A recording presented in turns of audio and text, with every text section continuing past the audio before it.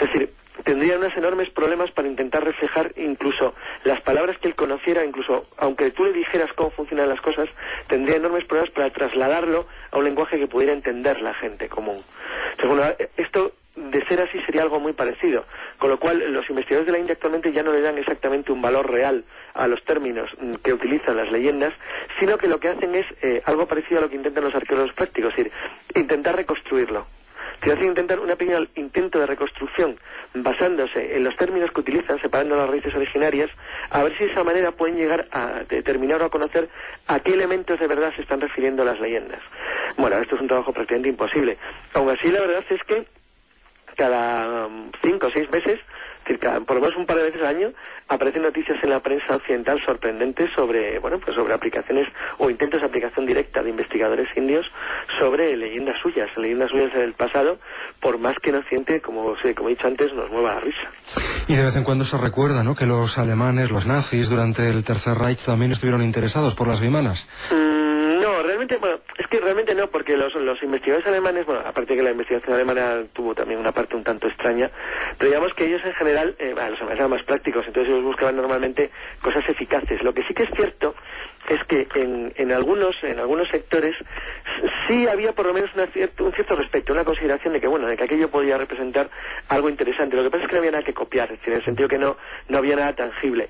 Yo creo que de haber algo que aún así es muy difícil de defender, es algo muy reciente. Es decir, cuando de verdad empezaron las investigaciones muy, muy serias, como he dicho, fuera de Europa Occidental, pero sí en la India y en China, sobre las leyendas antiguas de Oriente, ha sido algo realmente muy moderno. Es decir, estoy hablando de los años 70, 80 y 90. Es decir, antes no.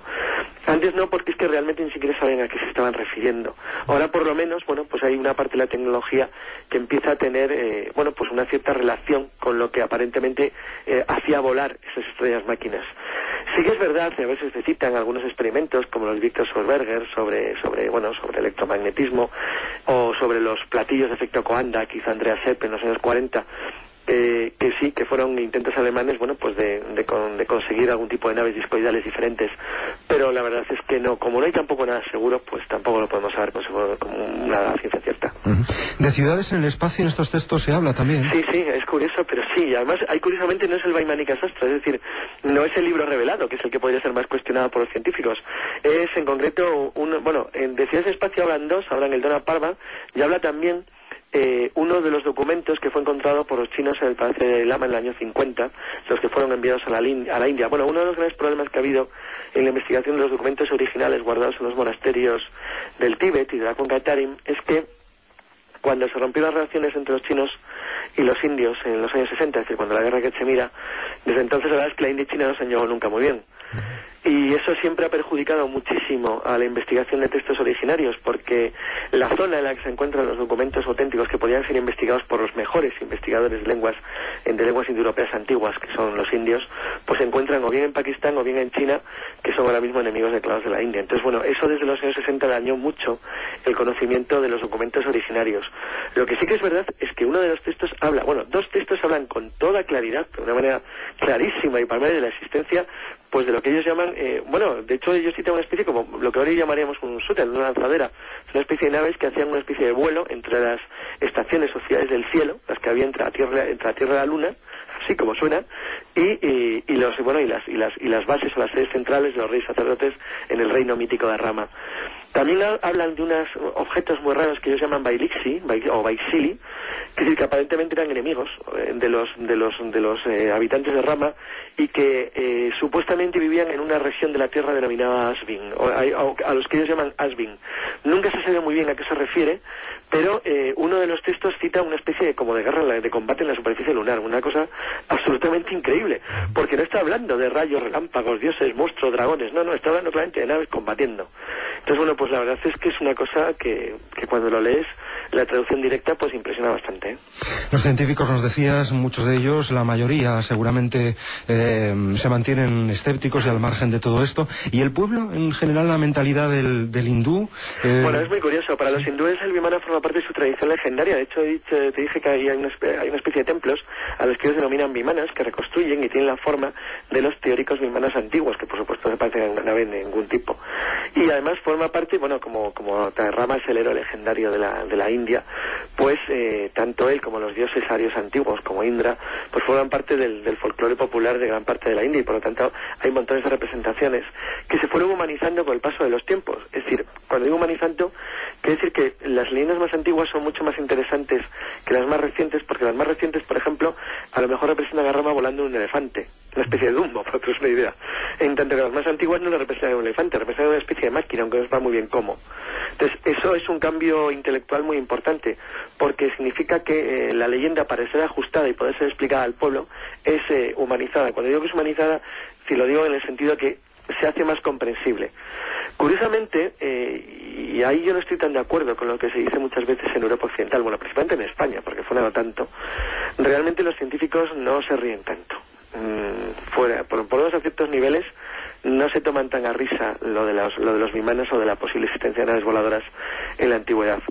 Es cierto que les parece sorprendente o extraño, pero algunos de los grandes investigadores sobre la posibilidad de la existencia real de naves voladoras en la antigüedad, pues por ejemplo fueron científicos de la antigua Unión Soviética. Y en Estados Unidos, aunque realmente no lo dicen mucho, pues por ejemplo la documentación más interesante que se pueda coger sobre posibilidades o formas alternativas de vuelo, pues son todas norteamericanas. Sí que es verdad que para los hindúes, sobre todo algunos investigadores como Gopala Krishna o como la propia doctora Ruth Reina, han hecho unos enormes estudios, pero se trata de estudios más bien de tipo filológico. Es decir, lo que intentan buscar es cuál es el origen de la leyenda, de qué partieron, de qué época. Es decir, a través del lenguaje, del conocimiento y de lo que describen, intentar saber cuándo se originaron y en qué zona, lo cual realmente es muy difícil. Finalizamos, Carlos. ¿Quién pudo construir las vimanas? Si damos por bueno su existencia. Teóricamente nadie. Pero lo que sí que parece cierto es que cuando alguien lee los textos que dicen los antiguos textos hindúes, pues sinceramente, es decir, yo puedo ser todo lo crítico o escéptico que se quiera, que tampoco lo soy tanto. Pero hombre, te voy a leer una cosa, y es que muchas veces es enormemente difícil. Pues es enormemente difícil pensar que alguien puede imaginar esto de una manera tan sencilla y pensar que poco más o menos que es un tonto o un pobre locuelo que estaba imaginándoselo. Lo que te voy a leer es del Mahabharata, es una descripción de uno de los combates cuando Rama decide destruir con sus vimanas las ciudades de los enemigos. Sus enemigos en concreto, bueno, eran los Briskis y los Andajas, y entonces, bueno, realizan un ataque contra ellos, y el Mahabharata dice realmente: a los enemigos el pelo y las uñas se les caían, todo se resquebrajaba sin causa aparente y los pájaros se volvían blancos. Después de unas pocas horas los alimentos estaban infectados. Para escapar del fuego, los soldados se lanzaban a los arroyos para lavarse ellos y sus equipos. Esto lo escribió alguien hace 3.500 años y se basaba en leyendas más antiguas. Es decir, es muy complicado pensar que simplemente quien es capaz de escribir esto, bueno, pues estaba representando una guerra entre dioses. Bueno, guerras entre dioses y a patadas. Podemos hablar del martillo de Thor, podemos hablar de las leyendas celtas, de todas las que se quieran. Normalmente no se dice cosas como también lo que te voy a leer ahora. Gurkha volaba ágil y poderoso en su vimana. Lanzó contra las 3 ciudades de los Briskis y Andakas un único proyectil que condensaba todo el poder del universo. Una columna incandescente de humo y fuego tan brillante como 10.000 soles creció en todo su esplendor. Empleó un arma desconocida, el trueno de hierro, un gigantesco mensajero de muerte que redujo en su totalidad a cenizas de polvo a la raza de los Briskis y los Andakas. Bueno, eso es muy complicado escribirlo así como así. Carlos Canales, te agradezco que hayas estado con nosotros, que hayas compartido estos minutos de radio y de información con los oyentes de Milenio, y en cualquier otra madrugada de estas nos saludamos de nuevo. Pues, muy amable, de verdad. No, gracias a vosotros. Un saludo, Carlos. Buenas noches.